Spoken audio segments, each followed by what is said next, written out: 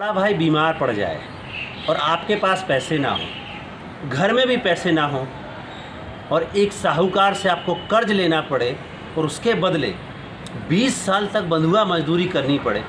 जी हाँ, आज़ाद भारत में 6,000 रुपये के चक्कर में 20 साल तक बंधुआ मजदूरी करने वाले रामजी विश्वकर्मा की कहानी के साथ आपके साथ हैं।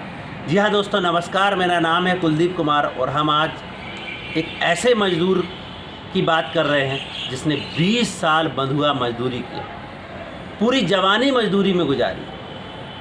ये कहानी है जनपद जालौन की। जिला मुख्यालय से 55 किलोमीटर दूर गरेंडा गांव के रहने वाले रामजी विश्वकर्मा के बड़े भाई की तबीयत एक दिन अचानक बिगड़ जाती है। उनको अस्पताल ले जाते इलाज के लिए, लेकिन पैसे नहीं होते हैं। घर में उनके भाई की पत्नी, छोटे बच्चे, कहीं से व्यवस्था नहीं हो पाई तो गांव के ही एक साहूकार रमाशंकर सिंह के दरवाज़ा खटखटाया कि माई बाप, मेरा भाई बीमार है, मुझे कुछ पैसे दे दो, उसका इलाज कराना है। लेकिन पैसे तो मिलेंगे। साहूकार की एक शर्त थी कि आपको हमारे यहाँ मजदूरी करनी पड़ेगी। भाई के इलाज के आगे सारी शर्तें मंजूर करते हुए 10,000 रुपये का कर्जा लेकर भाई का इलाज शुरू किया। दुर्भाग्य से उसके भाई की मृत्यु हो जाती है। मृत्यु के बाद भाई की 13वीं का संस्कार करना पड़ता है। उसके चक्कर में फिर से 10,000 रुपये का कर्जा लेना पड़ा। 20,000 रुपये का कर्जा लेकर के भाई की 13वीं किया। घर में मातम था। एक दिन सुबह रामजी विश्वकर्मा उठते हैं और उनके घर पे वो साहूकार दस्तक देता है कि रामजी विश्वकर्मा जी, चलिए, या तो 20,000 रुपये दे दीजिए या आज से हमारे घर पे आप मजदूरी करेंगे। भाई बाप, अभी तो भाई ख़त्म हुआ है, पैसा है नहीं,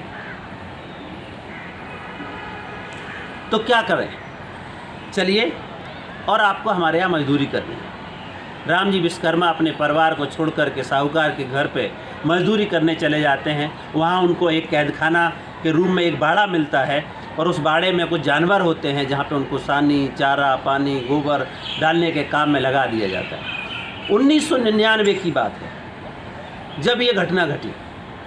1999 में एक तरफ तो कारगिल का युद्ध चल रहा था, दूसरी तरफ रामजी विश्वकर्मा अपनी ज़िंदगी का युद्ध लड़ रहे थे। 1999 से लेकर के लगातार 2019 तक 20 साल तक उसी कैद खाने में कैद होकर अपनी पूरी जवानी गंवाने वाले रामजी विश्वकर्मा वहाँ बंधुआ मजदूरी करते हैं। इधर बुंदेलखंड दलित अधिकार मंच की टीम जब गांव में सर्वे कर रही थी तो रामजी विश्वकर्मा के घर पे भी दस्तक दिया और वहाँ उनके भाई की पत्नी से मुलाकात हुई और उनके साथ जब बात हुई, क्योंकि उस समय घर घर शौचालय बनने का काम चल रहा था और उस शौचालय के बदले उनको जो 12,000 रुपये मिले थे, उनकी पत्नी ने रोते हुए कहा, साहब, मेरे पास 12,000 रुपये मिले और मैं शौचालय नहीं बना सकती क्योंकि मेरे साथ इससे भी बड़ी एक घटना है।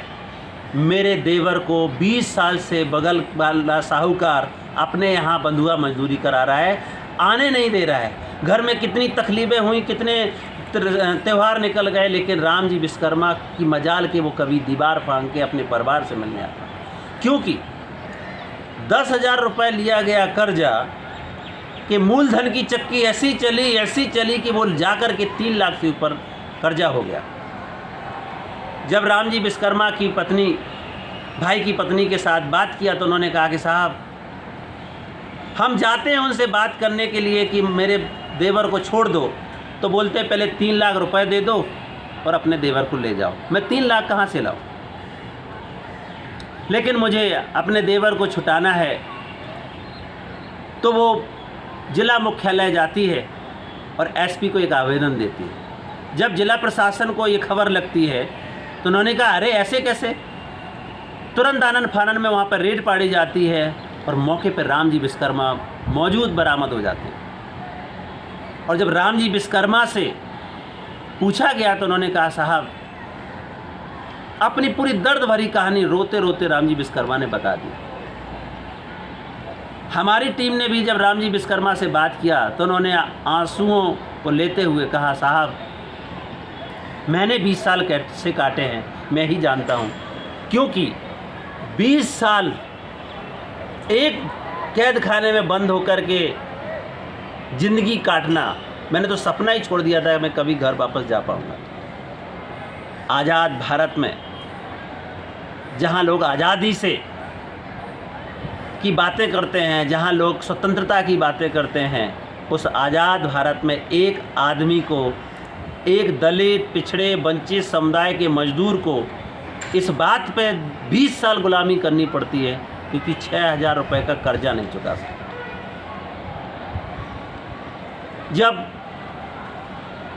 कानूनी मामला फंसा, प्रशासन इन्वॉल्व हुआ, तो पंचायतों का दौर शुरू हो गया। राम जी विश्वकर्मा और उनके भाई की पत्नी और प्रशासन और लोगों की पंचायत लगी, तो फिर से बही खाता खुला और उसमें हिसाब किताब शुरू हुआ। 3 लाख से ज़्यादा की डिमांड करने वाला साहूकार इस बात पर राजी हुआ कि साहब मुझे छोड़ दो, मैं रामजी विश्वकर्मा को छोड़ देता हूँ, मेरा 10,000 रुपये दिला दो। 10,000 रुपये दे करके रामजी विश्वकर्मा अपने घर, अपने परिवार के साथ चले जाते हैं। जब रामजी विश्वकर्मा से हमने बात किया तो उन्होंने कहा कि साहब, मुझे अपना परिवार मिल गया, मुझे कुछ नहीं चाहिए। उसकी पत्नी के भाई की पत्नी के साथ बात किया, उन्होंने कहा, साहब, माई बाप, मुझे कुछ नहीं करना है, मुझे हमारा आदमी मिल गया। तो 10,000 रुपये में समझौता हो गया। इस समझौते के पीछे भी बहुत सारे घटनाक्रम काम करते हैं। जब विस्तार से उनके साथ हमने मन टटोलने, उनके दर्द को महसूस करने की कोशिश की, उन्होंने कहा, साहब, बड़ा जमींदार है, हम उससे लड़ नहीं सकते, हमें इसी गांव में रहना, हमारे बच्चे हैं। 10,000 रुपये की सज़ा तो 20 साल मजदूरी करके चुका दी, अब आगे हम और कुछ नहीं करना चाहते, इसलिए उन्होंने समझौता कर लिया। सोचिए, ऐसे कितने राम जी विश्वकर्मा जैसे लोग होंगे, कितने राम जी होंगे जो पता नहीं कहाँ कहाँ पे कैद खाने में बंद होकर के आज भी बंधुआ मजदूरी करने को मजबूर हो। मैंने तो एक राम जी विश्वकर्मा की आपको कहानी बताई, लेकिन अभी भी इस देश में बहुत से राम जी विश्वकर्मा जैसे लोग हैं, दलित, पिछड़े, वंचित समुदाय के मजदूर हैं, जो कहीं ना कहीं बंधुआ मजदूरी के जाल में फंसे हुए हैं। जी हाँ दोस्तों, आज की कहानी यहीं तक। लेकिन ये कहानी आप सबसे सवाल करती है कि इस आज़ाद भारत में जहाँ चंद्रयान की बात हो रही है, जहाँ आसमान पे जाने की बात हो रही है, जहाँ आसमान पे ज़मीन खरीदने की बात हो रही है, वहाँ पे हमारे दलित वंचित समुदाय के लोग, दलित वंचित समुदाय के मजदूर बंधुआ मजदूरी करने को मजबूर होते हैं। 1999 से 2019 तक 20 साल बंधुआ मजदूर करने वाले रामजी विश्वकर्मा की कहानी बहुत कुछ सवाल छोड़ जाती है, जो आज भी सवाल बने हुए हैं। सोचिए, ऐसी घटना आपके घर में घटे तो आप क्या करेंगे? कैसे उनकी जस्टिस की लड़ाई लड़ी जाएगी? ये बड़े सवाल हमारे सामने हैं।